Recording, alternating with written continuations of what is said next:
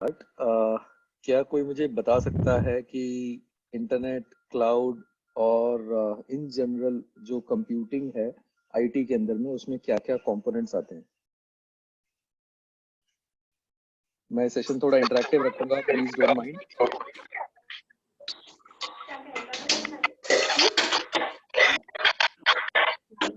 मैं कल ये तो मैं कभी ना खाऊंगी, मैं नहीं सोए मेरा तो खा लूंगी, पर मैंने कुछ बोलना नहीं। मैंने हाँ कोई बताइए, अपने आप को अनम्यूट करके बोलिए।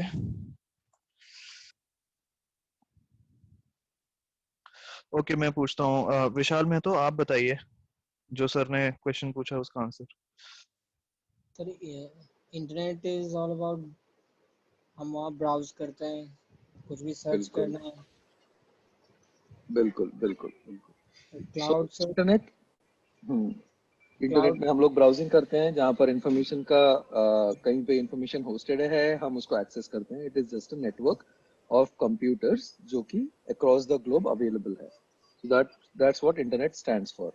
सो first thing is let's start with basics. जब हम आईटी की बात करते हैं, so typically when we talk about IT, I hope आप लोग को मेरा स्क्रीन दिख रहा है, yes sir. Yes sir. Right? तो आईटी के अंदर में हमारे पास मेनली आपका आता है कंप्यूट, यानी कि जो आपके सर्वर्स होते हैं, राइट, जिसको यूज करके हम लोग we try to build a configuration, और हम लोग उसके अंदर में वी ट्राई टू जो भी आपका प्रोसेस रन होते हैं, एप्लीकेशंस रन होते हैं, वो सब कुछ सर्वर्स पे रन होते हैं।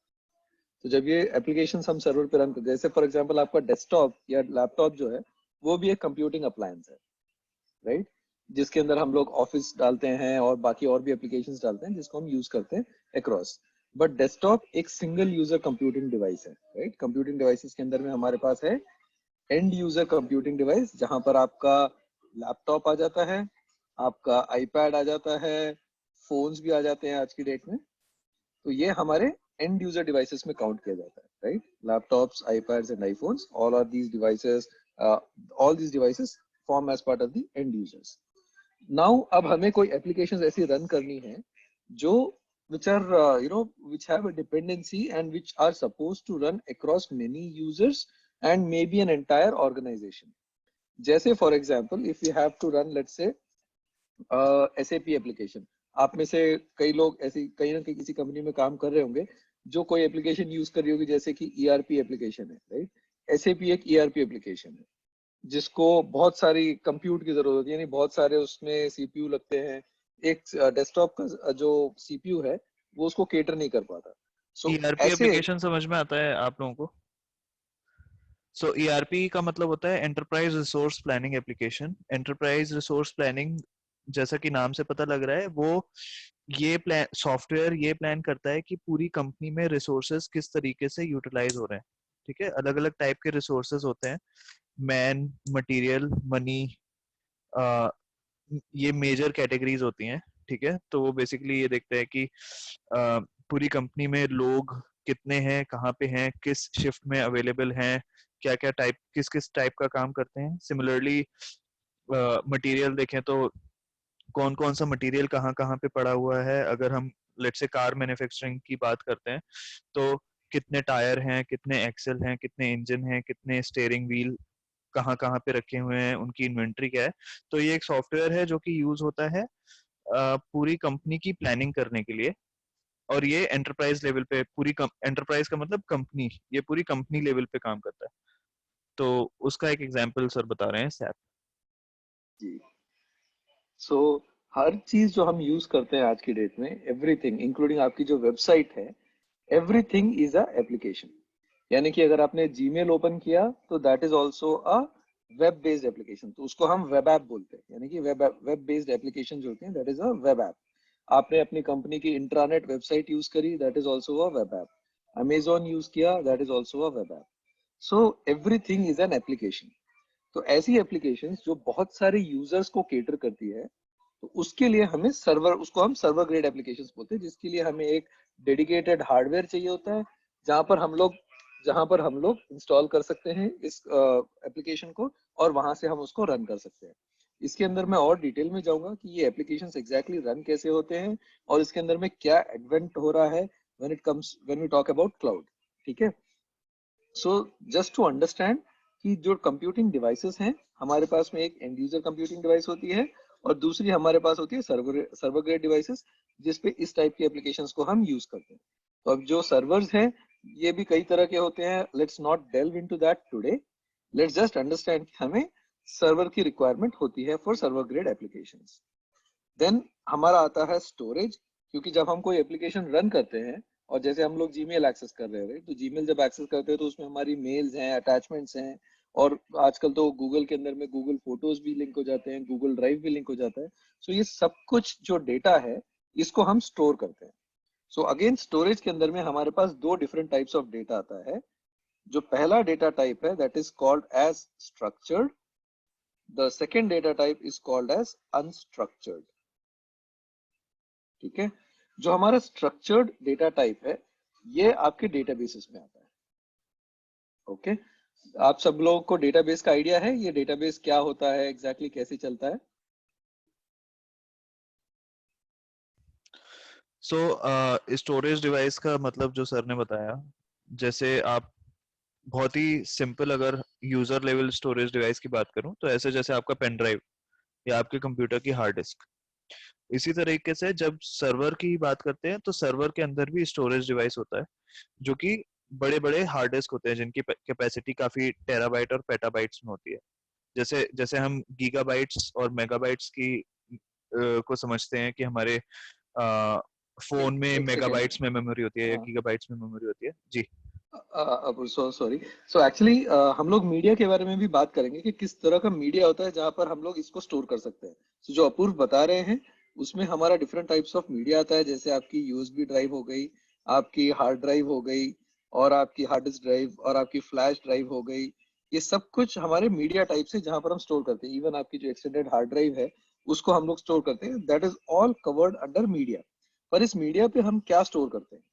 इस मीडिया पे जब कोई सर्वर एप्लीकेशन राइट करता है डेटा को, तो वो डेटाबेस में राइट करता है। जैसे फॉर एग्जांपल अगर आपने ईआरपी है, एंटरप्राइज रिसोर्स पोर्टल का एग्जांपल ले लेते हैं, तो वहां पर क्या होता है, ये हमने डिसाइड किया कि भाई फलाने ऑर्गेनाइजेशन के अंदर में कोई सप्लाई चेन टीम है, उसके पास में रॉ मटेरियल का उसको टेबल मेंटेन करना है कि सप्लायर कौन है, क्या आइटम वो मंगा रहा है, और उस आइटम के अगेंस्ट उसकी लेट से कॉस्टिंग क्या है।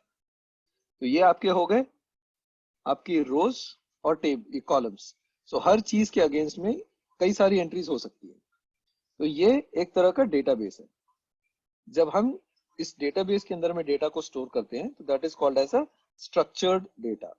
अब डेटाबेसेस इसके अंदर में कई तरह के आते हैं, जैसे है आपका सीक्वल एक डेटाबेस है, ऑरेकल एक डेटाबेस है। अगर आपने, आई एम श्योर इन दोनों नाम को तो आपने कहीं ना कहीं सुना ही होगा। तो ये दो कंपनीज हैं, सीक्वल माइक्रोसॉफ्ट की कंपनी है और ऑरेकल अपने आप में एक कंपनी है जो स्ट्रक्चर्ड डेटाबेसेस में बिलीव करती है।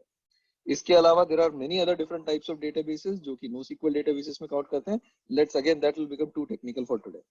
जो second and the largest type of data today is unstructured data. So as part of unstructured data, we have files. Anything and everything that you have as files today is called as unstructured data. So a general statistic says कि दुनिया में जितना data है 80% of that is unstructured data.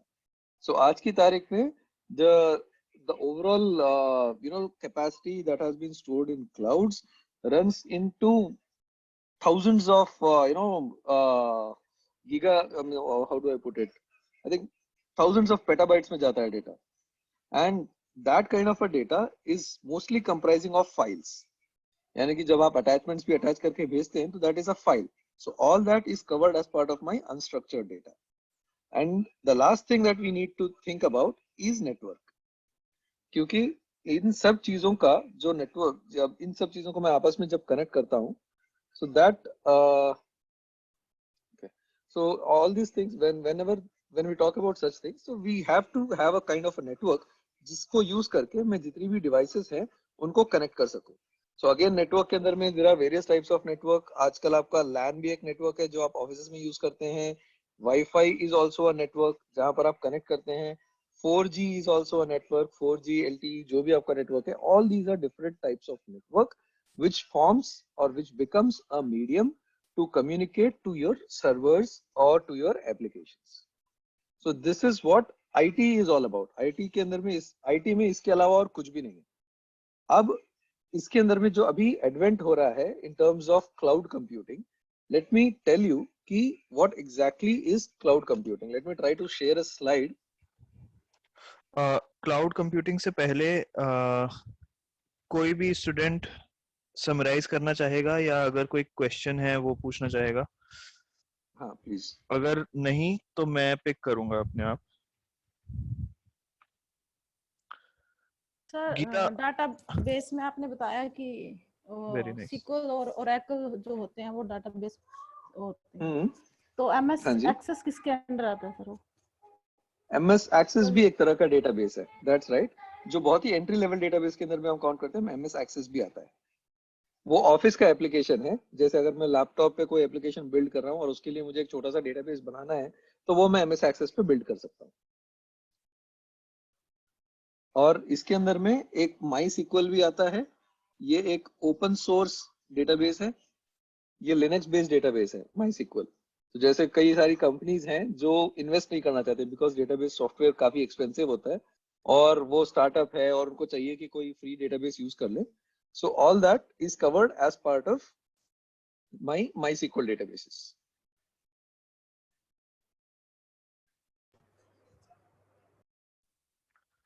Sulekha, आपको कोई आप कोई question पूछिए.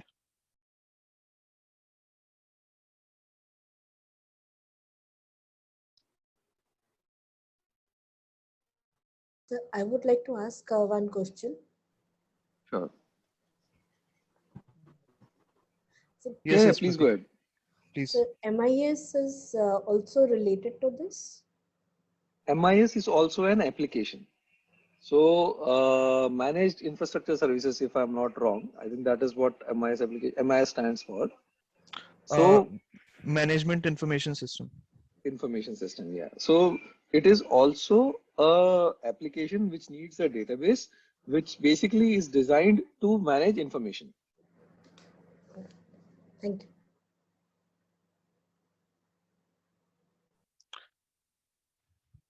Thank you, sir. Okay.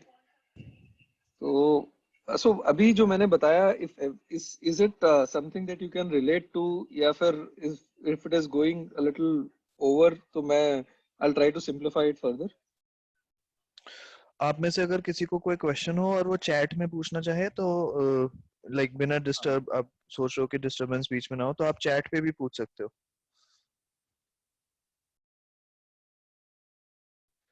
कोई ऐसे हैं जिनको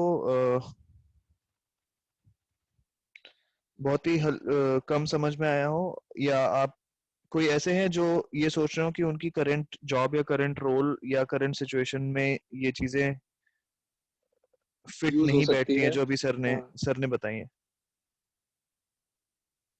एक्चुअली मुझे पता भी नहीं है. आई डोंट नो कि किस पॉइंट ऑफ व्यू से स्टार्ट करूं, बिकॉज लिटिल. सो आप में से कोई ऐसा है जो कि सोचता है कि हम समझ आ पता रही नहीं है क्यों सर पढ़ सारी. रहे हैं? समझ आ रही है? Okay, thank you Geeta. नहीं समझ आ रही है sir. Okay, thank you.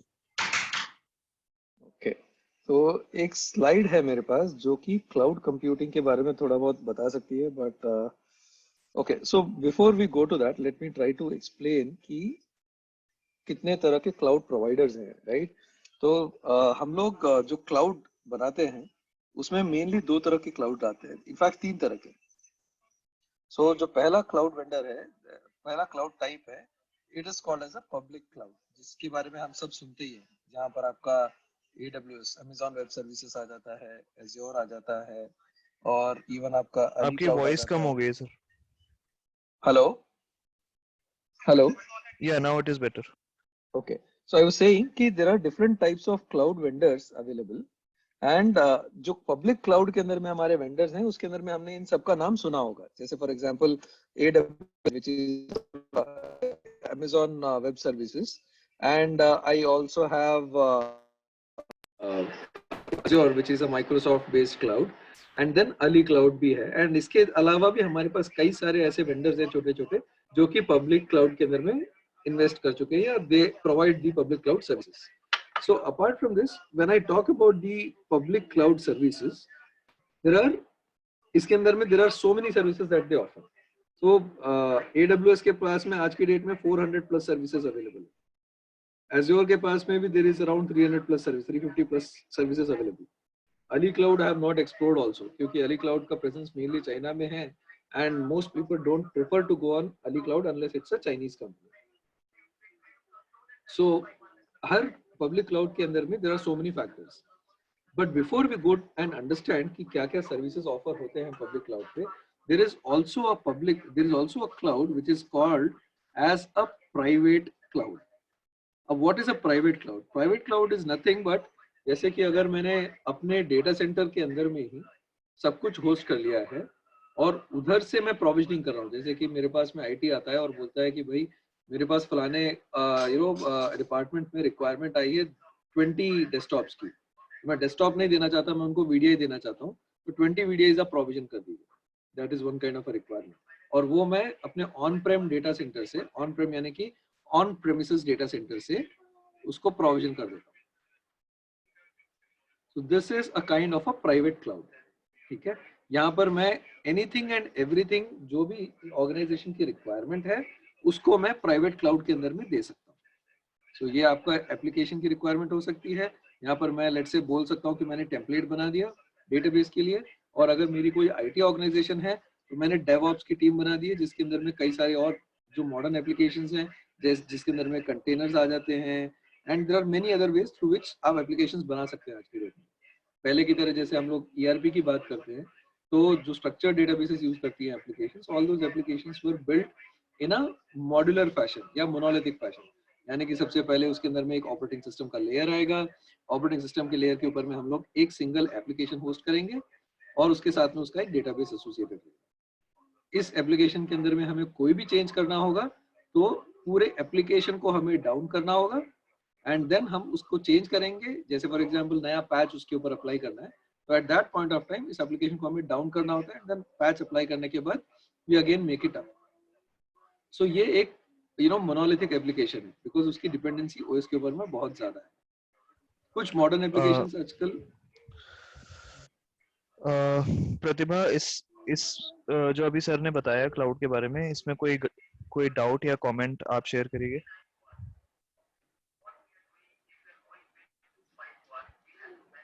Pratibha.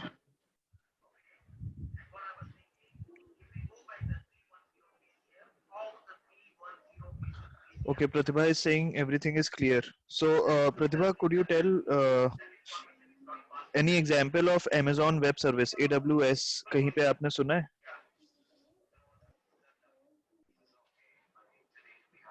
So, जैसा सर ने बताया कि AWS is a public cloud, आपने कहीं सुना है कि कहाँ पे ये यूज होता है? सर मैंने Amazon तो सुना है बट शायद वो ही होगा ये. Hello. It is a new concept sir, थोड़ा समझने में टाइम लगेगा. Okay, thank you. तो आप पब्लिक क्लाउड को अभी छोड़ दीजिए. मतलब पब्लिक क्लाउड इज बेसिकली आप ये सोचो कि जो आपका डेटा सेंटर है, अगर उस डेटा सेंटर को मैं किसी थर्ड पार्टी पे डाल देता हूँ जिसका खुद का बना हुआ है डेटा सेंटर, और मैं उसी डेटा सेंटर के सर्वर्स, उसी डेटा सेंटर में सब कुछ यूज करना चाहता हूँ, तो that is nothing but your AWS. AWS एक वेंडर है जो क्लाउड सर्विस प्रोवाइड कर सकता है. सो बेसिकली मैं इसमें थोड़ा पिच इन करना चाहूंगा सर. देखिए, पब्लिक क्लाउड का मतलब है एक तरीके से वो सर्विस जो कि पब्लिक के लिए अवेलेबल है. ठीक है, अलग अलग कंपनीज अलग अलग क्लाउड सर्विसेज हम सब के लिए देती है. अगर चाहें तो हम खुद भी जाके वो सर्विसेज उनसे ले सकते हैं. सो Amazon वेब सर्विस एक कंपनी, एक एप्लीकेशन है, एक सर्विस है जो Amazon कंपनी देती है. सिमिलरली Azure जो क्लाउड है वो माइक्रोसॉफ्ट का है, और अली क्लाउड जो सर ने बताया वो अलीबाबा फाउंडेशन जो चाइना की कंपनी है उसका है. ठीक है, आपको अगर मैं एग्जांपल बताऊं तो Amazon अब क्लाउड का मतलब आप पहले क्लासेस में समझ चुके हैं अचिंत से कि हम अपने सिस्टम पे रन नहीं कर रहे हैं एप्लीकेशन, हम क्लाउड पे रन कर रहे हैं, विच इज कोई ऐसा सिस्टम जो कहीं और है, लेकिन हम उससे इंटरनेट के थ्रू कनेक्टेड हैं, वो हमारे हार्डवेयर पे नहीं है, ठीक है। इसका फायदा और नुकसान वो भी अचिंत बता चुके हैं लास्ट क्लासेस में कि हमारे पास रिडंडेंसी बहुत अच्छी होती है। रिडंडेंसी मतलब कि कुछ डिलीट होने का या कुछ हार्ड डिस्क क्रैश होने का रिस्क नहीं होता। इसके अलावा हमें हमारी प्रोसेसिंग पावर, बिना हार्डवेयर में पैसा खर्च किए हमारी प्रोसेसिंग पावर और बढ़ जाती है। प्रोसेसिंग पावर का मतलब हमारे पास बेटर प्रोसेसर्स आ जाते हैं जो कि उस क्लाउड से डेटा निकाल के उसको रन कर सकते हैं और वापस से उस क्लाउड में डाल सकते हैं या इंटरनेट के थ्रू हमें पहुंचा सकते हैं, ठीक है। तो जैसे आपको एक एग्जाम्पल बताऊं, तो CIA जो है, CIA अमेरिका की सबसे टॉप इन्वेस्टिगेटिंग एजेंसी है।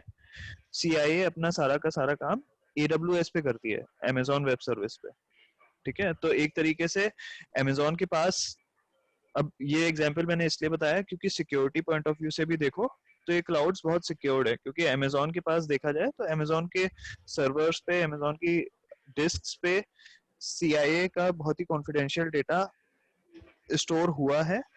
बट फिर भी साथ के साथ, क्योंकि ये जो जितनी भी कंपनीज हैं, आजूर हो गया या AWS हो गया, ये लोग उनके साथ एक कॉन्ट्रैक्ट करती हैं जिसमें सिक्योरिटी का भी एक क्लॉज होता है। तो ये सारा डेटा क्लाउड पे सिक्योरली स्टोर भी होता है और प्रोसेस भी होता है, और इस पे जो भी सर्विसेज मिलती हैं क्लाइंट्स को, वो क्लाउड पे मिल पाती हैं। सो क्लाइंट्स का मतलब है, जैसे इस केस में हमने CIA का नाम लिया, कल को अगर आप कोई कंपनी खोलें या आप कोई कंपनी ऐसी ज्वाइन करें जो कि क्लाउड पे काम कर रही है, तो उसके लिए भी वो सिक्योर रहेगा, ठीक है। तो ये पब्लिक क्लाउड हो गया। बट प्राइवेट क्लाउड ऐसा है जो कि आपकी खुद की कंपनी आपके खुद के सर्वर्स पे रन करती है। For example, Maruti Suzuki let say एक कंपनी है और उसने अपना खुद का एक क्लाउड बनाया, खुद का क्लाउड बनाया और अपना सारा का सारा डेटा उस सर्वर पे उस सर्वर पे रखा, उस सर्वर पे प्रोसेस किया, जो सर्वर खुद मारुति के प्रेमाइस के अंदर है, ठीक है। जैसे सर एंड्रॉइड फोन्स के अंदर होता है कि जैसे वीवो का फोन है तो वीवो क्लाउड होता है, तो सब उसके अपने अपने होते हैं सर ये जो वीवो स्टोर क्लाउड करने। है, तो वीवो क्लाउड एज सच कोई क्लाउड नहीं है। वो क्या करते हैं, जैसे आपका अली क्लाउड है, अली क्लाउड के अंदर में सर स्टोरेज आपकी तरीके। आवाज बहुत कम आ रही है। हेलो, अभी ठीक है? हाँ बेटर है। हाँ, तो मैं कह रहा था कि वीवो क्लाउड एज सच कोई क्लाउड नहीं है, बट वो लोग क्या करते हैं, जैसे पब्लिक क्लाउड सर्विस प्रोवाइडर्स हैं, इनके पास से वो कैपेसिटी खरीदते हैं, थोड़ा स्टोरेज खरीदते हैं और वहां पर वो अपना डेटा पंप करना स्टार्ट कर देते हैं। और उनकी जो एप्लीकेशन है, जो वीवो क्लाउड की जो सिंकिंग एप्लीकेशन है, वो एप्लीकेशन डेटा सिंक करती रहती है इस क्लाउड, इस स्टोरेज प्लेटफॉर्म पे। तो क्लाउड जो है एक जेनेरिक टर्म है, ये कोई डेस्टिनेशन नहीं है। तो पहली चीज हमें ये समझनी चाहिए कि cloud is not a destination, it is an operating model. यानी कि ये एक काम करने का तरीका है, या जहां पर हम लोग जिसको यूज करके हम लोग एप्लीकेशंस को रन कर सकते हैं। सर जैसे हम कोई स्मॉल एंटरप्राइज रन कर रहे हैं तो हम वहाँ कैसे यूज कर सकते हैं इसको? स्मॉल एंटरप्राइज, देखिए अगर कोई भी एंटरप्राइज हम देखते हैं, राइट, आज की तारीख में, आज की तारीख में अगर आपको एंटरप्राइज एस्टैब्लिश करनी है तो पहली चीज आपको क्या चाहिए, आपको एप्लीकेशन के पॉइंट ऑफ व्यू से आपको एक ऐसा एप्लीकेशन चाहिए जो आपके ऑर्गेनाइजेशन के supply chain, sales, people management, इन सबको केटर कर सके। करेक्ट? आपके ऑर्गेनाइजेशन में कितने लोग आ रहे हैं, आपने कितनी सेल करी है, कितने परचेजेस करे हैं, क्या रॉ मटेरियल खरीदा है, उसमें से कितना प्रॉफिट्स गैदर हुए हैं, इन सबको ट्रैक करने के लिए आपको एक एप्लीकेशन चाहिए, राइट? ताकि आपका जो कॉस्ट बेनिफिट एनालिसिस है आप कर सको कि भाई आपने इन्वेस्टमेंट किया लेट से 1 लाख रुपए का, और उसके अंदर से आपने सामान खरीदा, जो भी अपना एवरीथिंग इंक्लूडेड आपका इन्वेस्टमेंट 1 लाख रुपीज है, और आपने सेल करी लेट से 1,50,000 रुपीज की, तो आपकी प्रॉफिट हो गई 50,000 रुपीज की। अब इसके अंदर में आपके पास में लेट से ये प्रॉफिट कमाने के लिए आपके पास में 10 प्रोडक्ट्स है। अगर आपको एनालाइज करना है कि इन 10 प्रोडक्ट्स में से कौन सा ऐसा प्रोडक्ट है जिसने आपको मैक्सिमम प्रॉफिट दिया, ये एनालिसिस करने के लिए आपको कोई एप्लीकेशन चाहिए, और वो एप्लीकेशन है ERP।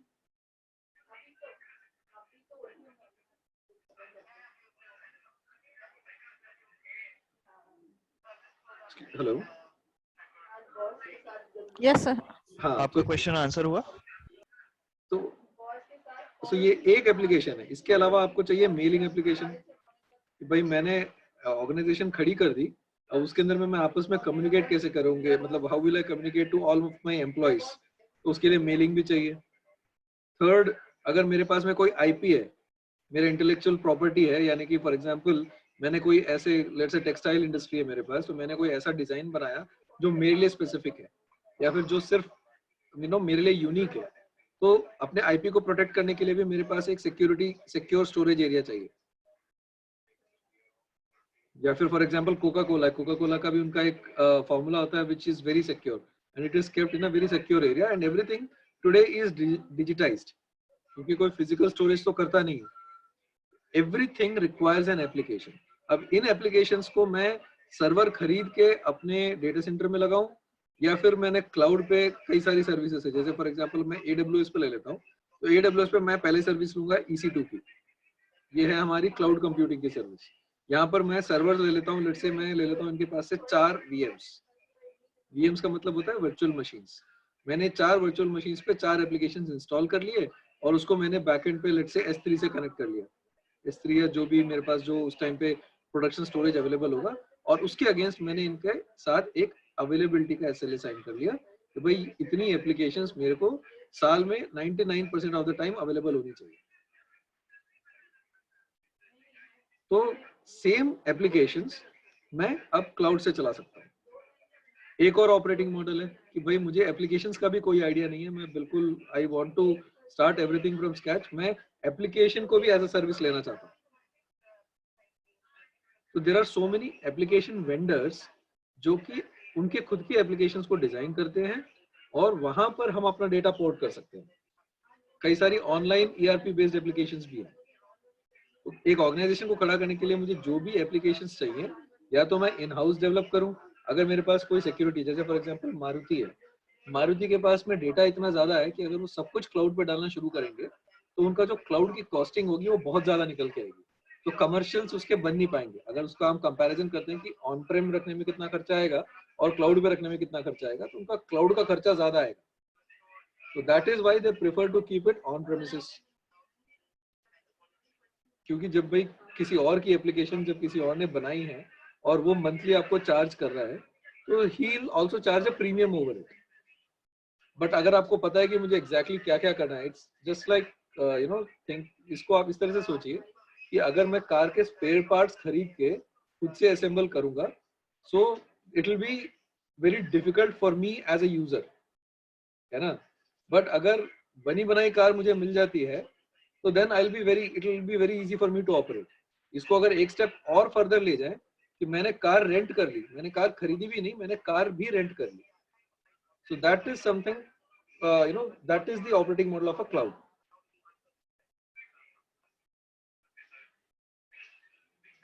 क्लियर हुआ आपको? Okay sir, get it, note it.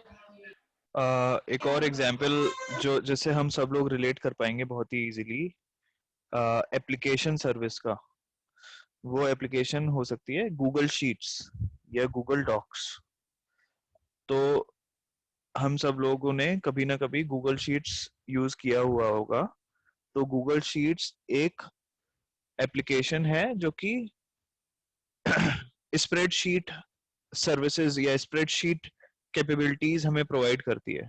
Microsoft का अगर हम एक्सेल खरीदें तो माइक्रोसॉफ्ट एक्सेल हमारे सिस्टम पे इंस्टॉल होता है, वेयर एज गूगल शीट्स हमारे सिस्टम पे इंस्टॉल नहीं होता, वो क्लाउड पे रन करता है, लेकिन फिर भी हम वो एप्लीकेशन यूज कर पाते हैं।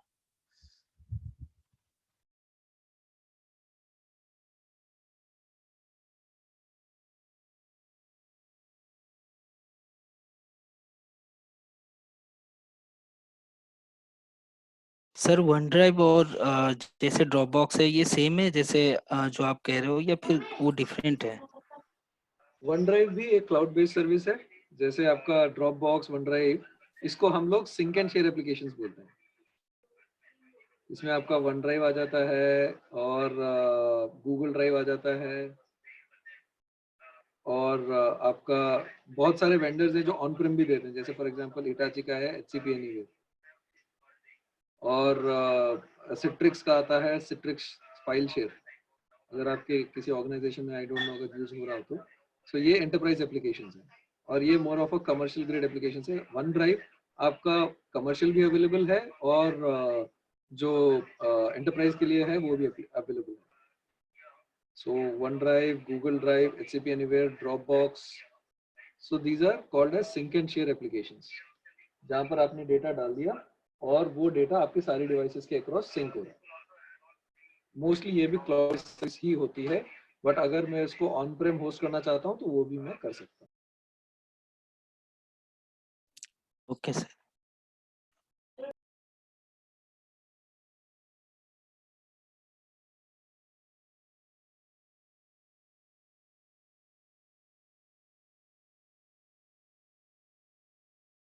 सर एक पॉइंट जो मैं इनके साथ कवर करना चाहता था, specially considering the upcoming situation which might arise because of COVID situation, about one, complexities or opportunities regarding working from home, and also any introduction to VDI like virtual desktop interface, which they might use or they might at least quote in their interviews that they have knowledge about it so that they get an edge.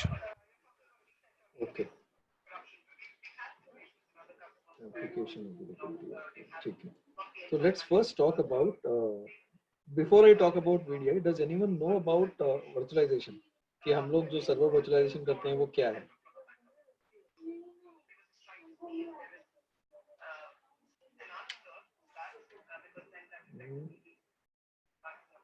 कोई बताना चाहेगा? Is someone aware? Yes or no बोल दीजिए. I mean, I'll try to cover it from the fundamentals. No sir. Okay, no worries. So before we understand कि VDI क्या है, virtual desktop environment क्या है, before that we have to understand कि virtualization क्या होता है. So मैंने आपको बताया कि सर्वर है हमारे पास, राइट? तो सर्वर के अंदर में क्या मेन कंपोनेंट्स होते हैं?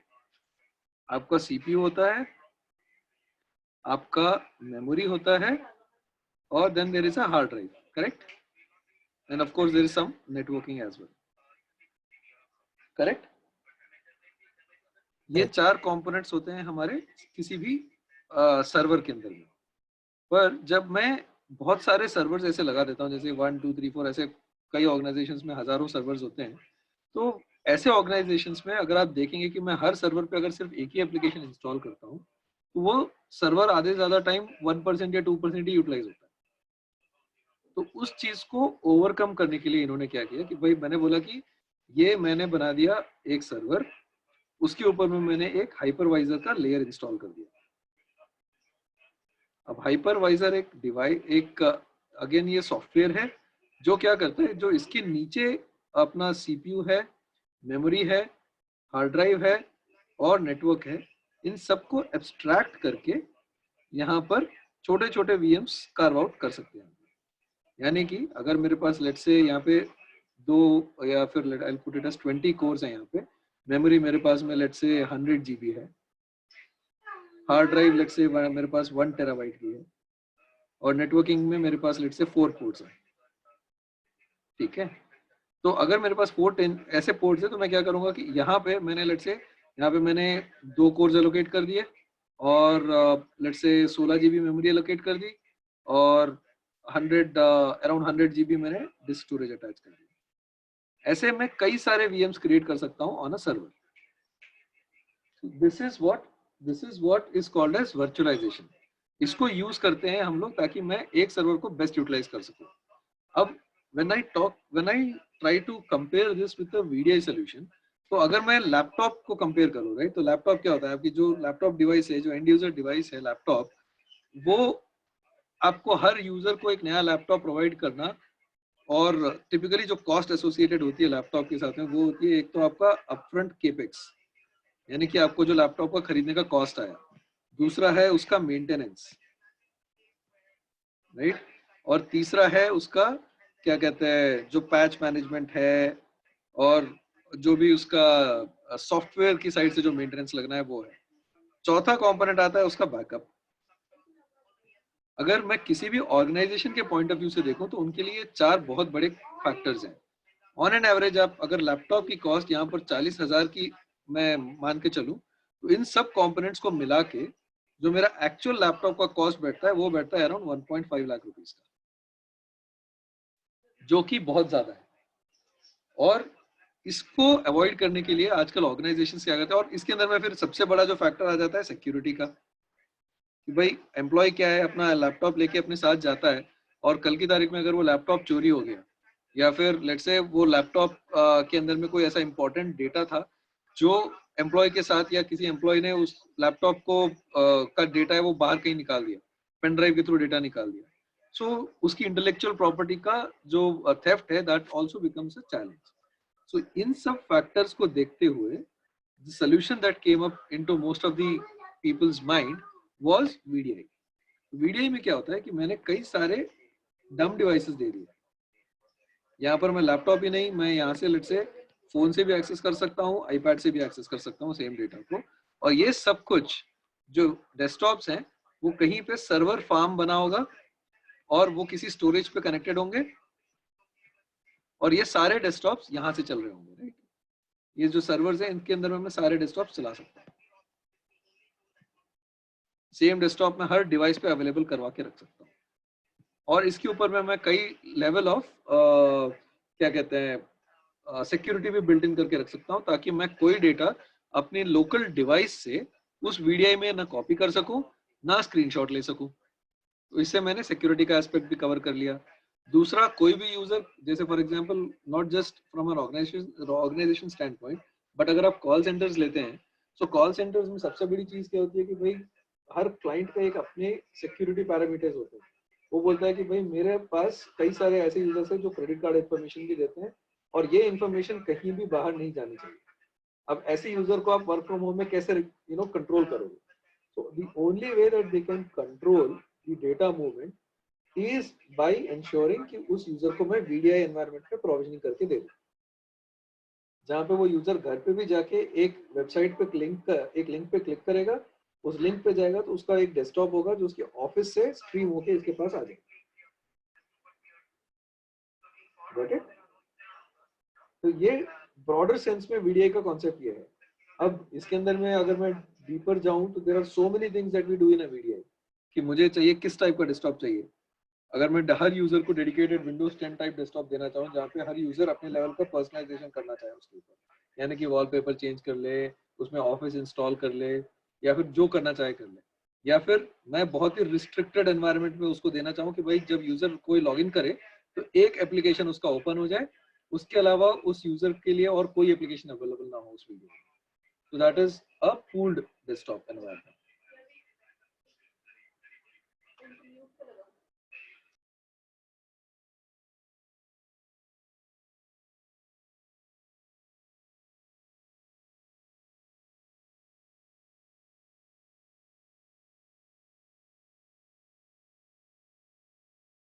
अगर मैं शॉर्ट में समराइज करना चाहूँ, आप लोग जैसा देखोगे, अगर VDI मैं बताऊं, लेट्स से आप कल को कोई भी कंपनी ज्वाइन करते हो और वो कंपनी बोले कि आप हमारे ऑफिस तो नहीं आ सकते, तो मैं आपको कंप्यूटर या लैपटॉप अपने ऑफिस का नहीं दे सकती, लेकिन मैं आपको एक VDI लिंक दे सकती हूँ जिससे कि आप कंप्यूटर का डेस्कटॉप एक्सेस कर सकते हो। उससे क्या होगा कि आप अपने ही कंप्यूटर में बैठ के कंपनी का कंप्यूटर यूज कर सकते हो। तो डिफरेंस है कि आप कंपनी का एप्लीकेशन एक्सेस नहीं कर रहे हो, आप कंपनी का एक वर्चुअल कंप्यूटर एक्सेस कर रहे हो। उस वर्चुअल कंप्यूटर का अपना अलग सॉफ्टवेयर हो सकता है, उस वर्चुअल कंप्यूटर का अपना अलग एप्लीकेशंस हो सकते हैं, उसमें उसकी अलग सिक्योरिटी सेटिंग्स हो सकती हैं। हो सकता है कि आप जिस कंप्यूटर से बैठ के यूज कर रहे हो उसमें विंडोज XP डला हो, लेकिन जो आपकी कंपनी आपको VDI देगी यानी वर्चुअल डेस्कटॉप इंटरफेस देगी, उसमें हो सकता है विंडोज 10 डला हो। ठीक है, तो वो विंडोज 10 आपके पर्सनल लैपटॉप में, आपके पर्सनल डेस्कटॉप पे नहीं डलेगा, वो कंपनी के वर्चुअल डेस्कटॉप पे डला हुआ है। जिसको आप यहाँ पे बैठ के यूज कर सकते हो। करेक्ट। तो यहाँ पर ना जो आपका सोर्स है, जिस एंड यूजर डिवाइस से आप एक्सेस कर रहे हो, वो रिडंडेंट हो जाता है। यानी कि उससे फर्क नहीं पड़ता कि मेरी डिवाइस पे क्रोमबुक इंस्टॉल्ड है या फिर विंडोज इंस्टॉल्ड है, लिनक्स इंस्टॉल्ड है या एंड्रॉइड ऑपरेटिंग सिस्टम है, iOS ऑपरेटिंग सिस्टम है, उससे कोई फर्क नहीं पड़ता। यहाँ पर हो सकता है मैं सर्वर ऑपरेटिंग सिस्टम चला रहा हूँ, या हो सकता है मैं विंडोज 10 ही चला रहा हूँ, या हो सकता है मैं मैक चला रहा हूँ। जैसे कई जगह पे डिजाइनर्स होंगे जिनको चाहिए कि भाई उनको मैक ऑपरेटिंग सिस्टम पे ही रिमोट चाहिए, तो मैं इन सब तरह के ऑपरेटिंग सिस्टम्स को रिमोटली दे सकता हूँ हर यूजर को। बट और इसमें सबसे बड़ी चीज क्या है कि यहाँ पे जो इन्वेस्टमेंट है दैट बिकम्स वेरी लेस, कि भाई यहाँ पर एंड यूजर हर यूजर के पास में कोई ना कोई डिवाइस होता है जिसको वो यूज करता है डेली। इनफैक्ट कई सारी टेलको कंपनीज ने इसको इवेल्युएट किया था, जैसे एयरटेल ने, वोडाफोन ने इसको इवेल्युएट किया था कि जैसे कई सारे यूजर्स हैं जिनके पास आज भी डेस्कटॉप नहीं है, अगर उनको एक डेस्कटॉप एज ए सर्विस दे दे, यानी कि वो माई एयरटेल ऐप पे जाए और बोले कि मुझे एक डेस्कटॉप चाहिए जो मंथली मुझे लेट से 20 रुपए, 40 रुपए, 100 रुपए जितना भी चार्ज कर रहा है, वो मंथली 100 रुपए चार्ज होंगे, लेकिन मेरे पास वो डेस्कटॉप अवेलेबल रहेगा। That becomes a VDI environment. Likewise companies के लिए ये कई तरह से बेनिफिशियल होता है। जैसे कि मैंने हर जगह पे ना मुझे इसमें कोई केपेक्स इन्वेस्ट करना है, कल की तारीख में भाई मैं यही सर्वर्स को यूज करके जो पहले से 1000 यूजर को कैटर कर रहा था, उसी के अंदर मैं 1200 यूजर को कैटर कर सकता हूँ अगर मेरी यूटिलाइजेशन कम हुई तो। बट लैपटॉप्स अगर मैंने 1000 खरीद लिए तो मैं 1200 यूजर को तो नहीं दे सकता वो लैपटॉप्स, करेक्ट। तो ये कुछ आपके केपेक्स इन्वेस्टमेंट यहाँ पे कम हो गए। Second, maintenance. मुझे हर लैपटॉप या डेस्कटॉप के अंदर में जाके ये नहीं देखना कि उसका मॉनिटर ठीक है कि नहीं, उसका कीबोर्ड ठीक है नहीं, ठीक है कि नहीं, उसके अंदर में लेटेस्ट पैच इंस्टॉल है कि नहीं, वो सब कुछ मैं यहाँ पे कर दूंगा centrally, right. Then there is backup, सारा का सारा बैकअप, बिकॉज ये सर्वर एनवायरनमेंट में है तो यहाँ पर सारा बैकअप मैं यहीं पे कंसोलिडेटेड ले सकता हूँ। इसमें मुझे ये देखने की जरूरत नहीं है कि यूजर कब ऑनलाइन आता है, कब ऑफलाइन जाता है, यूजर के पास कितनी बैंडविड्थ है, ये सब कुछ आपका, ये all these aspects are taken care of. और जितनी ट्रांजैक्शंस होती हैं, the entire transaction from end point to the server या जो भी ऑर्गेनाइजेशन का एंड पॉइंट है, एंड पॉइंट जो टर्मिनेशन पॉइंट है, उस पॉइंट तक सब कुछ आपका एनक्रिप्टेड होता है। सब कुछ एक टनल के अंदर से जाता है जो कि एनक्रिप्टेड है। एनक्रिप्शन और VPN इनको ऑलरेडी कॉन्सेप्ट बहुत अच्छी तरह कवर कर चुके हैं, so okay, great they understand. कोई है किसी को एनक्रिप्शन में कुछ प्रॉब्लम है या कुछ क्वेश्चन है, या डेटा सिक्योरिटी और वर्चुअल प्राइवेट नेटवर्क्स का कोई क्वेश्चन है किसी को?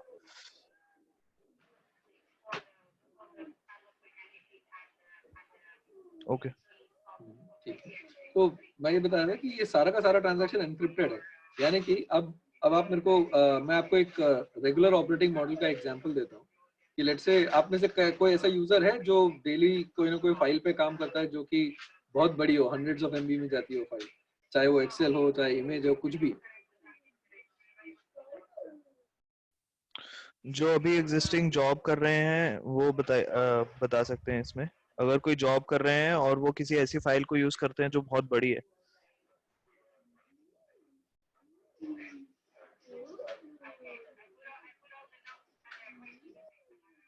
सर वन ड्राइव है, जनरली वन ड्राइव में यूज करते हैं, एक्सेल है उसमें डेटा है सारे। ओके, सो आप वन ड्राइव यूज करते हैं, बट वन ड्राइव का अगर मैं अपने लैपटॉप पे यूज करता हूँ तो उसमें सबसे बड़ा डिसएडवांटेज क्या है कि मुझे उस फाइल को, पहली चीज तो मैं उस फाइल को अपने लोकल लैपटॉप पे डाउनलोड करूंगा, राइट। अगर मैंने उसमें एक सेल भी चेंज किया, जैसे वो 100 MB की फाइल है, उसमें मैंने एक सेल भी चेंज किया और दोबारा मैंने फाइल को सेव करके क्लोज किया, तो पूरा का पूरा 100 MB दोबारा सिंक होता है वन ड्राइव के सर्वर के साथ, करेक्ट। तो ये एक बहुत बड़ा चैलेंज है कि यहाँ पर मेरा जो बैंडविड्थ की रिक्वायरमेंट है on a local device, it becomes very high. और मेरे पास एंड पॉइंट पे लेट से मैं अपने फोन के 4G को यूज करके कनेक्ट कर रहा हूँ, तो फिर मैं इतनी बड़ी फाइल को तो कभी यूज ही नहीं कर पाऊंगा। तो that becomes another challenge for an organisation कि भाई ऐसे यूजर को मैं वर्क फ्रॉम होम दूं भी तो जो उसकी प्रोडक्टिविटी है, डेटा ही खत्म हो जाएगा, और वो डाउनलोड कब तक करेगा, फिर काम कब करेगा, और अपलोड कब तक होगी। So this also becomes a challenge जो कि VDI में एड्रेस हो जाता है, क्योंकि VDI में जो भी फाइल डाउनलोड होनी है वो आपके सर्वर एनवायरनमेंट में डाउनलोड होनी है। यहाँ पर तो आपकी स्पीड अवेलेबल है अच्छी खासी, क्योंकि सर्वर पे कनेक्टेड है। और यहाँ पर क्या आ रहा है, यहाँ पर एक्चुअल फाइल तो आ ही नहीं रही, यहाँ पर तो सिर्फ आपके स्क्रीनशॉट्स आ रहे हैं। Yes sir. है ना। यहाँ पर मैं फाइल को डाउनलोड भी करूंगा, ओपन भी करूंगा, सारा काम करके उस फाइल को क्लोज भी कर दूंगा, और बैकएंड पे वो सिंक हो जाएगी फाइल। उस टाइम पे अगर मेरा बीच में कनेक्शन डिसरप्ट भी हो जाता है, यानी कि मेरा कनेक्शन टर्मिनेट भी हो जाता है, तब भी मेरी फाइल करप्ट नहीं हो रही। और जब दोबारा कनेक्ट करूंगा वो फाइल वहीं की वहीं उतनी ही सेव्ड मिलेगी। अगर मैंने सेव कंट्रोल एस नहीं भी किया तब भी वो फाइल मेरे पास वहीं की वहीं तक ओपन लिखी हुई मिलेगी। ये VDI का बहुत बड़ा बेनिफिशियल फैक्टर है when it comes to work from home. Okay sir. Then second thing is application availability at home. So one should not confuse कि VDI और application availability at home are two same things. When I talk about VDI, it's about ensuring कि जो desktop मैं office में use करता हूँ या जो environment मैं office में use करता हूँ, I am providing that environment to the user either on his own device or on a company provided device. Okay. Whether it can be, मैं हो सकता है VDI आपको आपके ऑफिस प्रेमिसेस में डिलीवर कर रहा हूँ, हो सकता है मैं VDI आपके घर पे डिलीवर कर रहा हूँ. So it depends on company to company. But when I talk about application availability at home, so Outlook is a great example. ठीक है. As a user, as a sales guy, I need to access Outlook anywhere and everywhere. तो ये application के लिए मुझे VDI की जरूरत नहीं है. This application is available across all of my devices at any given point of time. This is one application that I can access. The second application that I need to access is, let's say मेरा company का portal है जहाँ पर मैं leaves apply करता हूँ या फिर जो भी मेरी HR की एक्टिविटीज करता हूँ. So all these are part of web-based applications. और all these web-based applications are again I can ensure कि वो या तो इंट्रानेट के थ्रू अवेलेबल करवा दूं मैं या फिर VPN कनेक्ट करवा के अवेलेबल करवा दूं. There are different ways that I can make sure कि वो application is available to you at your device without having a VDI as well. Got it? Yes sir. तो नेट बहुत ही simple language में अगर मैं one line statement देना चाहूँ तो वो ये हो सकता है कि इन टेक्नोलॉजीज को यूज करके आप घर पे बैठे के भी कंपनीज ज्वाइन कर सकते हैं और उनके लिए वैसे ही काम कर सकते हैं जैसे कि आप वहां पे जाके करते. ठीक है. तो और भले ही आपको कंपनी प्रोवाइडेड लैपटॉप ना मिले, लेकिन आपके खुद के लैपटॉप या आपके खुद के डेस्कटॉप पे कंपनी के डेस्कटॉप जैसा ही एप्लीकेशन चल सकता है जिससे कंपनी सिक्योरली आपसे अपने डेटा पे काम करवा सकती है. तो जो मैंने इनफैक्ट ये रिक्वेस्ट जो सर से किया था ये चीजें एक्सप्लेन करने के लिए, उसका पर्पस सिर्फ इस सोच से आया था कि आगे चल के जिस तरीके से कंपनीज इवॉल्व होंगी, उनका वर्क कल्चर इवॉल्व होगा, उसमें किस किस चीज की आप लोगों को जरूरत पड़ सकती है उसके बारे में आपको इंट्रोड्यूस कराया जाए. तो इस पूरे कॉन्टेक्स्ट, इस पूरे बैकग्राउंड के साथ आपको कोई क्वेश्चन है जो कि हम यहाँ पे बात कर सकें जिसके बारे में, या Ravi sir, if there is anything which you might want to add on this background that like So I'm sorry I missed the question in between. मेरे को सुब्रा फीडबैक दे रही थी कि I'm going too technical. No issues. I was asking that the reason we changed from the existing, or rather previous structure of covering content for this topic is primarily because of the COVID situation and lockdown situation. Okay. What I thought is that going forward, the working environment with existing employees as well as new jobs might change a bit because of lockdown and COVID situation. So the idea behind having this session to give them more knowledge about virtual working virtually came up. So with that Okay. background, if there is anything which you might want to add to this session to them, because otherwise, let me give you a background. They know what is internet, they know what is Google search, they know the concept of World Wide Web and how connections are established. They know what is virtual private network and how it works.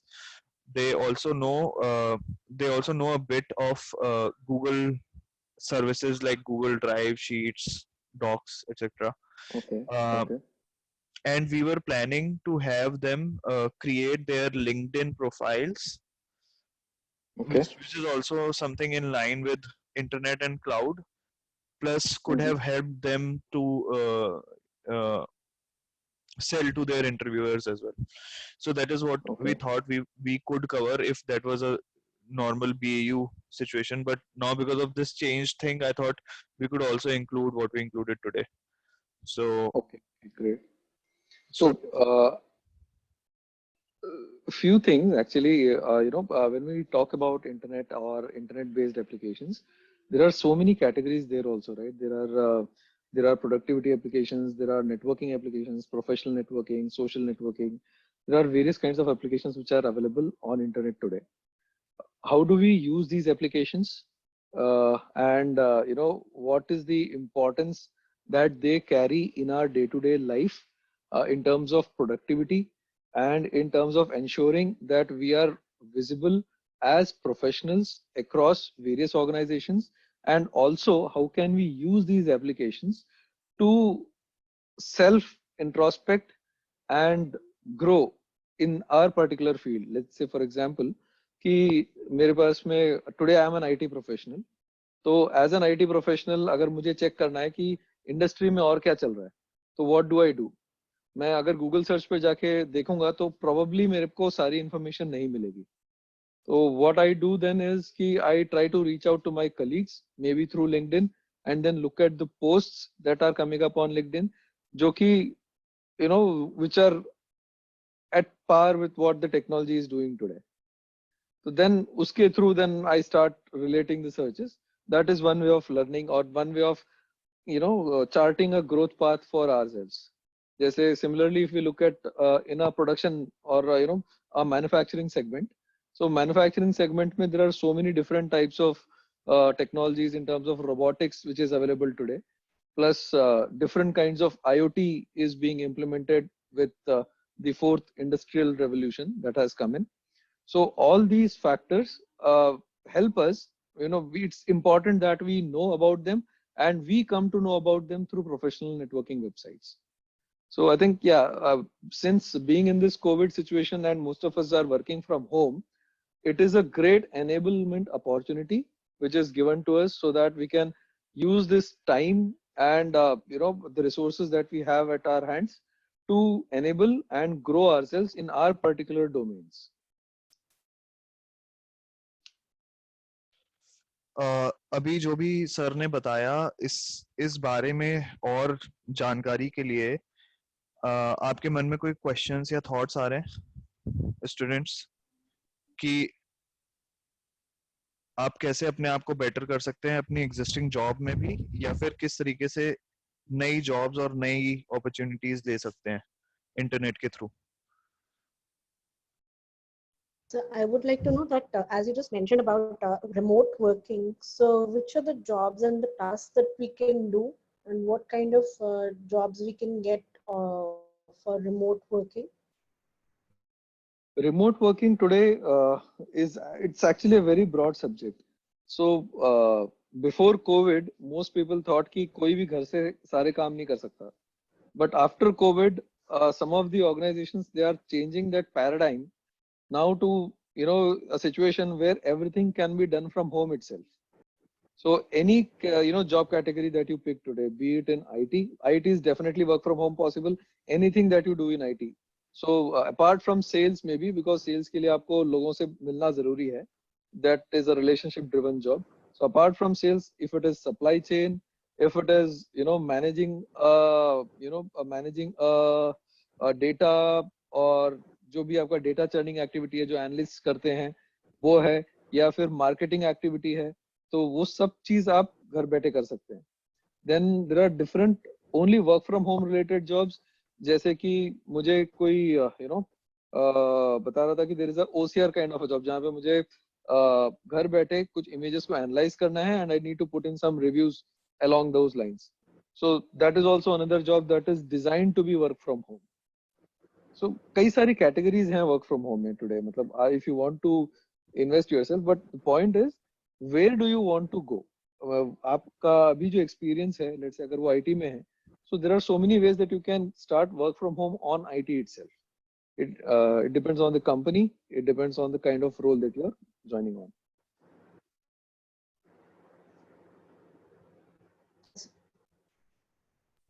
सो इसके लिए एक way ahead जो मेरे मन में आता है, and may be not only sir but आप लोग खुद भी और सजेशंस दे सकते हैं. पहला स्टेप है अपने लिए एक लिंक्डइन प्रोफाइल बनाइए. लिंक्डइन प्रोफाइल काफी कुछ सिमिलर होती है एक रिज्यूमे से, और this is kind of a Facebook for professionals. Please इस बात का बहुत ज्यादा ध्यान रखना कि ये फेसबुक नहीं है, इस पे आप कोई भी ऐसी वैसी चीज नहीं डालते. ये सिर्फ प्रोफेशनल्स के लिए है, जिसमें आप अपनी प्रोफेशनल प्रोफाइल क्रिएट करते हैं, आप अपना एक्सपीरियंस बताते हैं, आप अपने एक्सपेक्टेशंस बताते हैं, इंटरेस्ट्स बताते हैं, और उसके बाद आप नेटवर्क ग्रो करते हैं. तो जैसा कि आपका क्वेश्चन था कि क्या क्या काम हम वर्क घर से बैठ के या रिमोटली कर सकते हैं, ये एक ऐसा क्वेश्चन है जो कि आपके नेटवर्क कनेक्शंस जब आप लिंक्डइन पे बनाएंगे वहां से भी आपको काफी आइडिया मिल सकता है. तो सबसे आसान तरीका जो मेरे मन में आ रहा है वो ये है कि सबसे पहला स्टेप अपनी लिंक्डइन प्रोफाइल बनाइए, एक दूसरे को ऐड करिए, और आप जिनको जानते हैं उन लोगों को ऐड करिए. फॉर एग्जाम्पल, आप मुझे जानते हैं, आप रवि सर को जानते हैं, आप अचिंत को जानते हैं. इतने वर्कशॉप में जितने मेंटर्स हैं एटलीस्ट आप उन सबको जानते ही हैं, ठीक है. उसके अलावा आपके पिछली कंपनी में से कुछ लोग होंगे, हो सकता है, जिनको आप जानते होंगे. एक बार आप लिंक्डइन पे जाएंगे तो वो अपने आप आपको सजेस्ट करना शुरू करता है कि किस किस कौन कौन से ऐसे लोग हैं जिनको हो सकता है कि आप जानते हो. आपके पुराने कॉलेज में से हो सकते हैं, आपकी पुरानी सिटी में से हो सकते हैं, इस तरीके से. उसके बाद जब आप लिंक्डइन को एक्सप्लोर करेंगे तो वहां पे कई सारे ऑप्शंस और अपॉर्चुनिटीज आपको पता लगती हैं. स्पेशली आजकल के टाइम में बहुत सारे ऐसे अपॉर्चुनिटीज आ रहे होंगे जिसमें वो लोग वहां पे पोस्ट डाल रहे होंगे कि क्या क्या काम हम घर से कर सकते हैं. उसके अलावा भी जैसा सर ने बताया कि किसी भी फील्ड में अगर रीसेंट ट्रेंड पता करना है, लेट्स से उन्होंने बोला कि अगर मैं आईटी में हूँ और आईटी में क्या नया हो रहा है ये मुझे पता करना है, तो गूगल शायद उतना अच्छा सर्च रिजल्ट ना दे पाए जितना अच्छा कि आपको लिंक्डइन पे पता लग सकता है. क्योंकि लिंक्डइन प्रोफेशनल नेटवर्क होने की वजह से पहले अपडेट होता है, और जितने भी प्रोफेशनल्स हैं वो अपना प्रोफेशन रिलेटेड काम, अपने ऑफिस और करियर रिलेटेड काम पहले वो लिंक्डइन पे अपलोड करते हैं, और बाद में वो चीज गूगल पे या कहीं और इंटरनेट पे पहुंचती है. ठीक है, तो ये एक तरीके से आपके लिए विंडो ऑफ अपॉर्चुनिटी खोल देता है ये वेबसाइट, जिसपे आप जाके देख सकते हैं कि क्या क्या ऑनलाइन काम हो सकते हैं. इसके अलावा कौन कौन बंदा क्या क्या काम ऑलरेडी कर रहा है, कौन कौन किस कंपनी में है, जिससे आप बात कर सकते हैं. उसमें चैट का भी ऑप्शन होता है. तो इस तरीके से करके आप उस प्लेटफॉर्म को यूज कर सकते हैं अपने लिए, और खासकर कि ऐसे टाइम पे जब आप की वर्चुअल जॉब करने की कैपेबिलिटी या चांसेस अगर पहले 30% थे तो अब आई वुड से 75 या 80% हो गए. सो अचिंत ने पहले आप लोगों को गाइडलाइंस दिए थे कि कैसे लिंक्डइन प्रोफाइल बनाना है, और आप में से कुछ ने बनाए भी थे. कोई ऐसे हैं जिनका लिंक्डइन प्रोफाइल अभी बना हुआ है? Yes sir. Vishal? Yes, sir. Okay. Yes, sir. और कोई ऐसे हैं जिनका लिंक्डइन प्रोफाइल अभी नहीं बना है?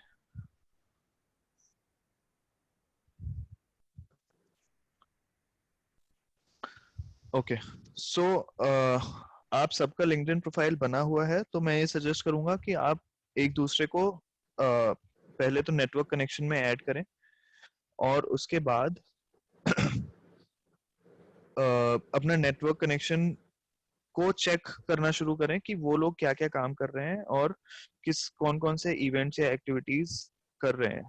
ठीक है, इवेंट्स मतलब ऑनलाइन इवेंट्स, जैसे कोई आर्टिकल पब्लिश करना या आर्टिकल के ऊपर जो भी कुछ उनके एक्शंस होते हैं वो सब करना। इस तरीके से करने से आपकी अवेयरनेस बढ़ेगी और आपको अपने आप पता लगेगा कि क्या क्या ऑप्शंस निकल के आ सकते हैं।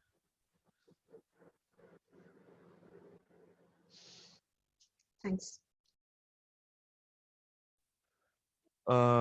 कोई पॉइंट रेज करना चाहता है?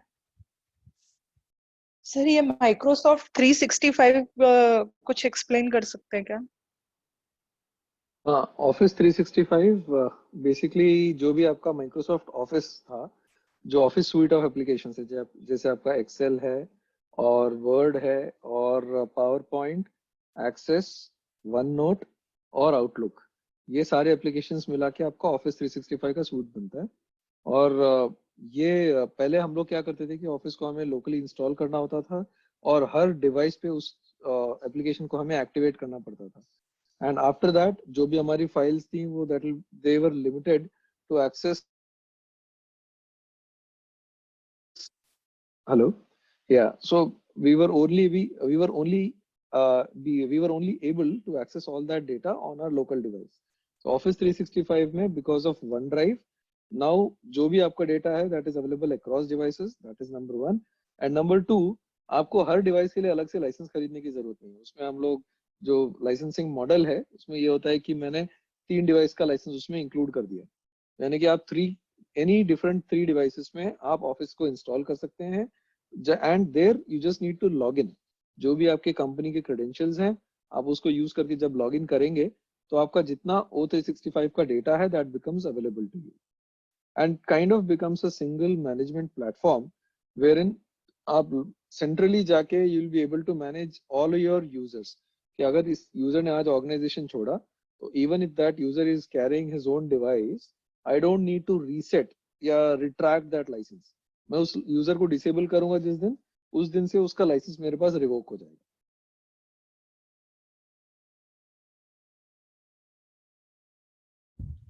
आई hope that answers the question. कुछ और क्वेश्चन है Surat? No sir, no sir. Does this answer your query? Yes. आप कहाँ पे यूज कर सकते हैं ऑफिस 365 या कर रहे हैं कहीं पे? Yes sir, I am receiving classes for my daughter. Okay, तो वो क्या बता रहे हैं ऑफिस 365? आई मीन ये तो बहुत ही इंटरेस्टिंग है कि आपकी डॉटर ऑफिस 365 के बारे में अभी से पढ़ रही हैं, तो वो क्या बता रहे हैं उनको? एक्चुअली उसका विजुअल क्लासेस होता है उसमें, टीम्स में। टीम्स में, ओके ओके ओके। सो टीम्स अगेन वो एक इंटरेक्शन सॉफ्टवेयर, जैसे पहले हम लोग स्काइप फॉर बिजनेस यूज करते थे, सो सिमिलरली टीम्स एक कोलैबोरेशन प्लेटफॉर्म बनाया हुआ है माइक्रोसॉफ्ट ने, जहाँ पे आप कई तरह के यूजर ग्रुप्स क्रिएट कर सकते हैं और उन यूजर ग्रुप्स में कई मतलब you can have discussions on any particular topic.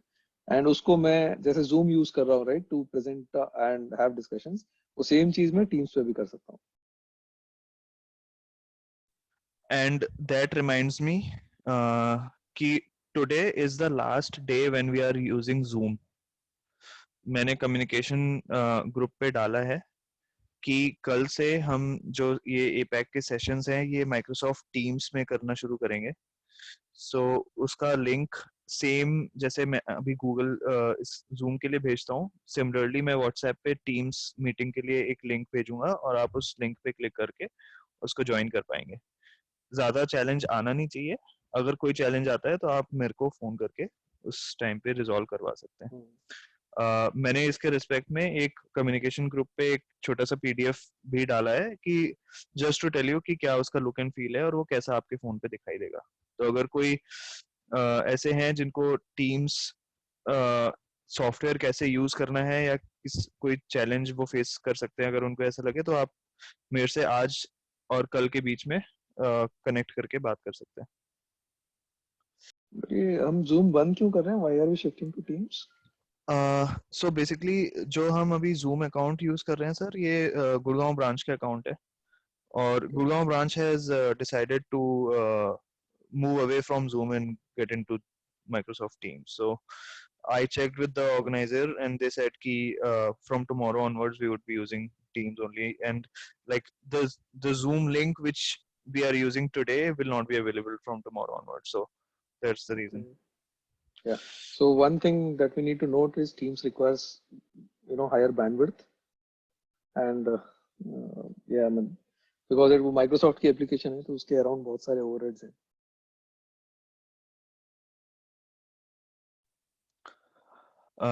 Okay. ठीक है, हालांकि I attended one meeting today on Teams. Obviously मेरे ब्रॉडबैंड पे मेरे को कुछ चैलेंज लगा नहीं। चलता है। So somebody who's using 4G. आप में से कोई हैं जो फोन इंटरनेट यूज करते हैं ये मीटिंग अटेंड करने के लिए? Yes, sir. Yes, sir. कौन है? Jyotsna. ज्योत्सना, रिचा, मंजू। ओके ठीक है, मे बी श्वेता भी। ओके मैं एक मीटिंग सेट करूंगा टीम्स में, तो हम चेक कर सकते हैं कि आप लोग उस पर ज्वाइन कर पा रहे हो कि नहीं। Okay.